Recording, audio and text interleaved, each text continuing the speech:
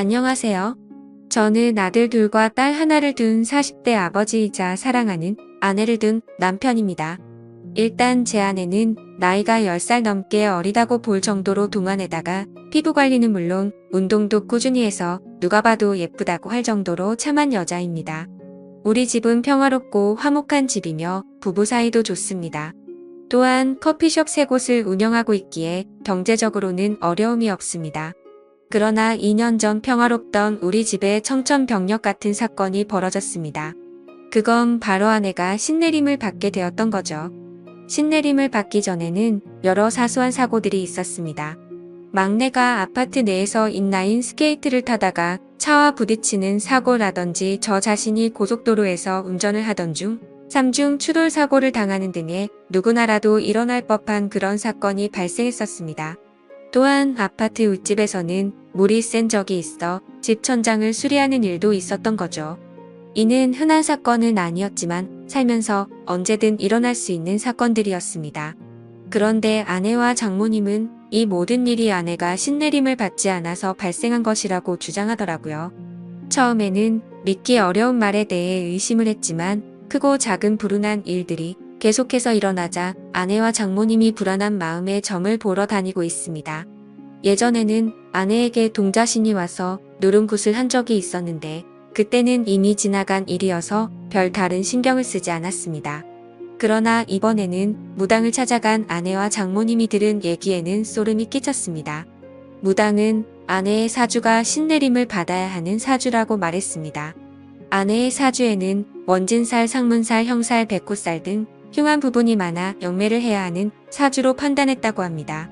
또한 아내의 사주에는 여자 형제의 영혼이 깃든다는 축토와 6대 조부 영혼이 깃든다는 경금이 있는데 이런 경우는 본인이 무병이 생겨 흉한 일을 겪을 수도 있고 본인이 흉한 일을 겪지 않으면 다른 가족에게 영향을 미쳐 다른 가족이 다치거나 죽어나간다고 했습니다. 무당은 신내림을 받아야 하는 사주를 가진 사람이 신내림을 받지 않는다면 신을 부정하고 노하게 만드는 일이라며 그로 인해 좋은 신이 악하게 변해 주변 사람을 치고 다닌다고 설명했습니다. 따라서 신내림을 받을 때까지 불운한 상황을 계속 당하게 되고 사람이 죽어나가는 것이라고 말했습니다. 우리가 몇 개월 사이에 이런 사고를 겪은 것도 다 이런 이유 때문이라며 끝까지 신내림을 받지 않고 버티면 이것은 단지 시작에 불과하며 앞으로 다가올 큰 일을 감당할 수 없을 것이라고 강조했습니다. 그러나 신을 받아들이고 인정하면 현재의 가정이 깨지지 않고 신을 모시며 일상생활이 계속 가능하다고 말했습니다. 그렇지 않으면 앞으로 무슨 일이 일어날지는 아무도 모른다고요. 처음에는 말도 안 되는 소리라고 했지만 듣고 보니 마음이 흔들렸습니다.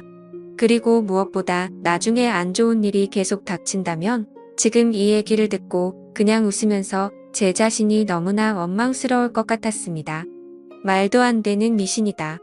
그럴 리가 없다. 사람 앞 일은 자기 하기 나름이다. 수도 없이 생각했지만 문득 아무리 노력해도 풀리지 않았던 일들이 떠오르면서 어쩌면 그게 운명이고 그들이 말하는 사주팔자일지도 모른다는 생각이 들더군요. 제가 선뜻 결정을 내리지 못하자 장모님이 그러시더군요. 무당 말 무시해서는 안 된다고요. 아무리 그 사람들 말이 믿어지지 않아도 그 사람들은 접신한 사람들이라고 영적인 존재를 부정할 수도 없는 일이라고 했습니다. 쉬운 선택은 아니겠지만 결국 한 번은 거쳐가야 할 일 아니겠냐고요. 신내림을 받고 산속으로 들어가서 무당이 되려는 것도 아니고 가정 깨지지 않고 일상적인 생활이 가능하다고 하니 한 번만 믿고 내린 붓을 받아보자고 했습니다. 물이 엎질러진 후에는 후회해도 소용없는 일이라고요. 들어보니 장모님 말씀도 완전하게 틀린 말씀은 아니다 싶었습니다. 그게 사실이든 아니든 일단은 안 좋은 일이 생길 수 있다니 그건 맞고 보자 싶었지요. 그래서 저는 신내림은 어떻게 하면 되는지 비용은 얼마나 드는지 알아보기 위해서 아내와 함께 직접 신내림을 해준다는 무당을 찾아갔습니다. 생각했던 것과는 달리 무당은 남자더군요. 장모님과 아내한테 얘기 들었다고 어떻게 신내림을 하면 되는지 물었죠. 그랬더니 그 남자 무당이 말하길 신내림은 아주 신중하고 조심스러운 거야. 신내림을 조금이라도 의심하거나 말도 안 되는 소리라고 하면 부정 타서 잡기가 붙을 수 있으니까 지금부터 영접할 때까지 무조건 입 조심, 몸 조심해. 몸 조심을 하라는 것은 두 가지 의미를 가지고 있어. 하나는 몸이 상처가 나지 않도록 조심하라는 것. 하나는 몸을 정갈하게 하라는 것. 신내림 날짜가 정해지면 부부관계는 절대 하지 마. 신이 오시려다가 부정이라고 그냥 가버릴 수 있어. 그리고 신내림 굿은 날짜 잡힌다고 바로 할 수 있는 게 아니야. 허주굿을 먼저 하고 옳은 신이면 받아들이고 옳지 않은 신이면 떨쳐내고 다시 올바른 신을 받아야 하는데 허주굿은 한번 진행할 때마다 그리고 내림 굿을 하는 데는 1,500만 원이 들 거야. 하더군요. 허주굿이 뭔지 내림이 뭔지 모르겠지만 일단은 알겠다고 빨리 진행시키고 싶다고 했습니다. 그러면 허주 비용 먼저 선입금시키고 한 달 후에 몸도 마음도 정갈하게 해서 그때 보자고 하더군요. 저는 무당이 하라는 대로 돈을 입금시킨 후 한 달 동안 부부관계도 하지 않고 신내림 하는 날짜만 기다렸습니다. 빨리 끝나고 일상으로 돌아가고 싶었습니다. 그렇게 한 달 후 허주굿이라는 걸 시작했습니다. 허주굿은 비공개로 진행되며 기도를 하고 싶으면 건물 밖에서 기도를 드리고 절대 안으로는 들어오지 말라고 하더군요. 사람들이 들락거리면 신들이 편하게 출입하지 못한다고요. 저는 알겠다고 하고 차에서 기다렸고 장모님은 그 땅 바로 앞에서 돗자리를 깔고 기도를 올렸습니다. 아내는 평상복이 아닌 하얀 한복 같은 것으로 갈아입고 허주굿을 하러 들어갔는데 3시간이 걸려도 안에서 나올 생각은 않는 겁니다. 그래서 장모님한테 가서 왜 이렇게 안 나오냐고 원래 이렇게 오래 걸리는 거냐고 했죠. 그랬더니 그때 상황에 따라 다르지 않겠냐며 아무래도 일이 잘 안 풀리는 것 같다고 장모님은 더 열심히 기도를 올리셨습니다. 저는 도대체 저 안에서 무슨 일이 일어나는지 궁금했습니다. 어떤 때는 방울 소리 같은 것이 요란하게 났다가 어떤 때는 주문을 외우는 듯한 소리가 들렸다가 또 갑자기 조용해지기도 하길래 그 안에 한번 들여다보려고 하다가 관뒀습니다. 혹시나 저 때문에 부정 탔다고 할까 봐서요. 저는 굿이 끝나기만을 기다리며 차에 앉아 있었죠. 그렇게 굿을 시작한 지 5시간쯤 지났을까? 아내가 기진 맥진한 듯 나오더군요. 그런데 그 무당이 아내한테 물을 뿌렸는지 아내가 물에 들어간 것인지 온몸이 흠뻑 젖어 있었고 아내 몸매는 보기 민망할 정도로 겉으로 드러나 있었습니다. 저는 아내가 그러고 있는 게 민망해서 왜 이렇게 옷이 젖어 있냐고 했더니 신이 잘 오지 않는다면서 그 무당이 계속 물을 뿌렸다고 하더군요.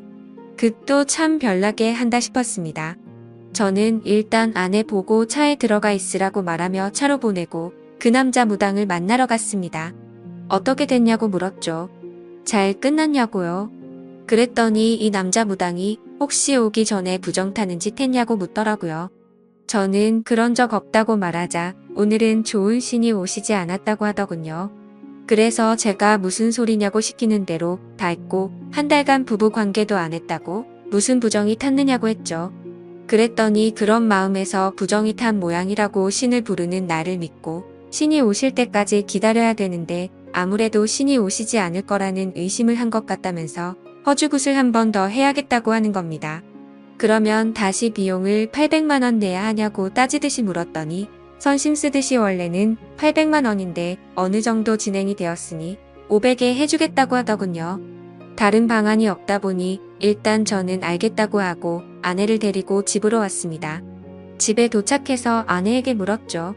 도대체 안에서 무슨 일이 있었냐고. 제대로 한 것 맞냐고 했더니 아내는 무당이 했던 말대로 신을 불러내는 허주굿이라는 것을 했다고 했습니다.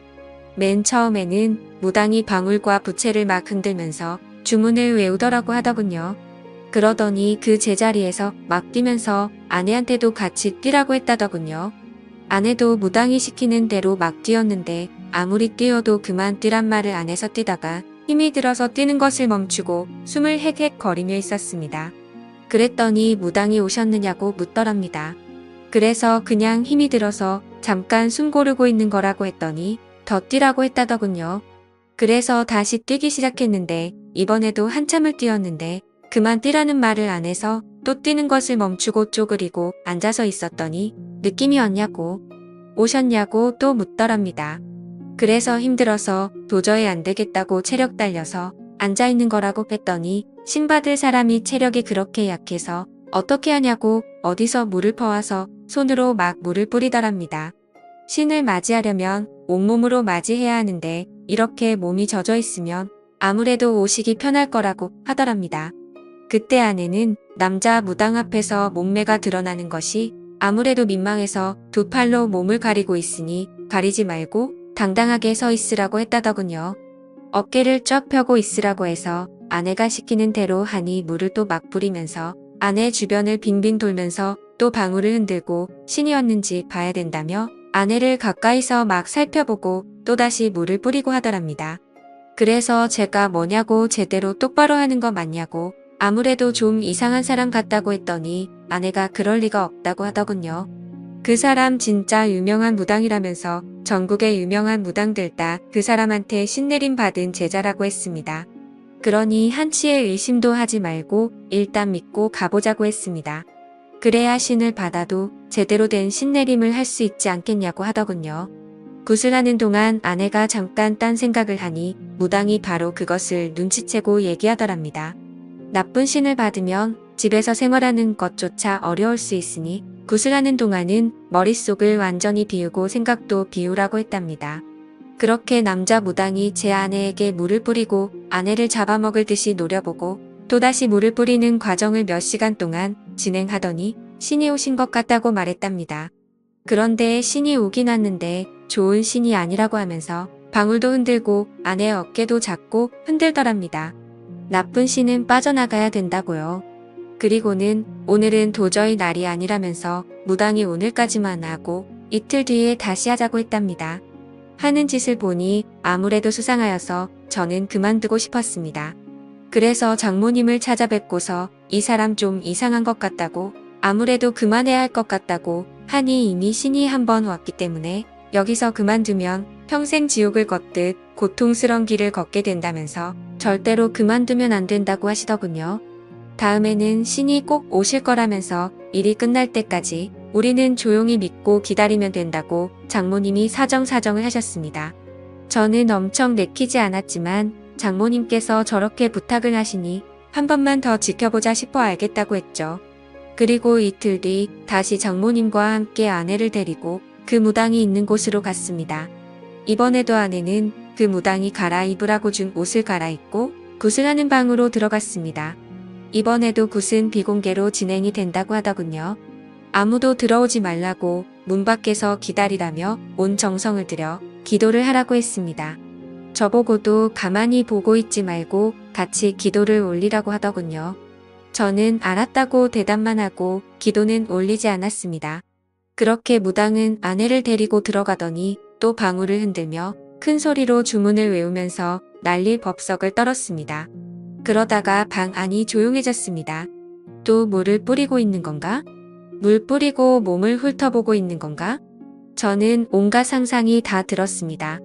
장모님은 자리에 앉아서 열심히 손바닥을 비비고 계셨는데 저는 그대로는 도저히 있을 수가 없어서 굿하는 방을 들여다보기 위해서 방 옆으로 나 있는 창문을 들여다봤죠. 방 주변은 대나무로 가려져 있고 흰 창 같은 것을 막 둘러서 아니 잘 보이지는 않았지만 빈틈으로 자세히 들여다보니 방 안의 모습이 조금 보이더군요. 저는 숨을 죽이고 그 안의 모습을 계속 엿보고 있었습니다. 역시나 그 무당은 지난번처럼 바가지에 물을 퍼와서 아내의 몸 구석구석 물을 뿌리고 있었습니다. 아내의 몸은 이미 물에 젖어서 몸이 적나라하게 드러나 있었고요. 이걸 어떻게 해야 되나? 그만두라고 해야 되나? 머릿속이 복잡해지고 있는데 그 남자는 아내의 몸에 눈을 떼지도 않고 아내 주변을 빙빙 돌고 있었습니다. 그러면서 아내의 어깨를 잡고 등을 밀며 어깨는 펴고 가슴을 내밀라고 하더군요. 아내가 시키는 대로 하니 그 남자 무당은 아내 앞에 무릎을 꿇고 앉아서 아예 대놓고 아내의 몸 구석구석을 훑어보고 있었습니다. 그러면서 오셨냐고 물었고 아내는 잘 모르겠다고 아무 느낌이 없다고 했습니다. 그랬더니 그 남자 무당은 머릿속을 비우고 마음을 편히 먹으라면서 아내를 어루만지며 손으로 천천히 쓸어내리고 있었습니다. 아내의 몸에 손을 대는 걸 보니 정말 미칠 것 같았습니다. 저는 당장이라도 그만두라고 소리치려고 하다가 아무래도 하는 짓이 수상해서 동영상을 찍어두었습니다. 아내가 진짜 신내림을 받아야 하는 사람이라면 이런 식으로 신내림을 받는 게 맞는지 다른 무당한테 가서라도 물어볼 작정이었지요. 저는 잘 보이지도 않는 방 안으로 휴대폰 카메라를 켜서 동영상을 찍고 있는데 갑자기 아내가 꺄 소리를 질렀습니다. 저는 놀라서 다시 아내를 자세히 들여다보니 아내가 입은 윗저고리가 벗겨져 어깨를 다 드러내 놓고 있었습니다. 그리고는 그 무당은 아내의 어깨 위에 다시 물을 뿌리기 시작하더군요. 그러면서 그 무당은 아내가 입고 있는 한복 치마 저고리의 매듭을 확 풀었습니다. 아내는 너무 놀라서 또 소리를 질렀고 동시에 치마는 흘러내려 버렸죠. 그 순간 너무 열이 받아서 창문을 열고 욕을 했습니다. 하지만 창문은 안에서 잠겨져 있어서 열리지가 않더라고요. 저는 주변에 떨어져 있는 큰 돌멩이를 하나 주워 창문을 깨고 창문 안으로 들어갔습니다. 당장 떨어지라고 소리를 질러버렸고 한바탕 난리가 났습니다. 그리고 먼저 나간 아내도 장모님과 옥신각신하며 밖에서 울고불고 난리가 났더군요. 장모님은 그러면 안 된다고 큰 화를 입게 된다고 저보고 참으라고 했습니다.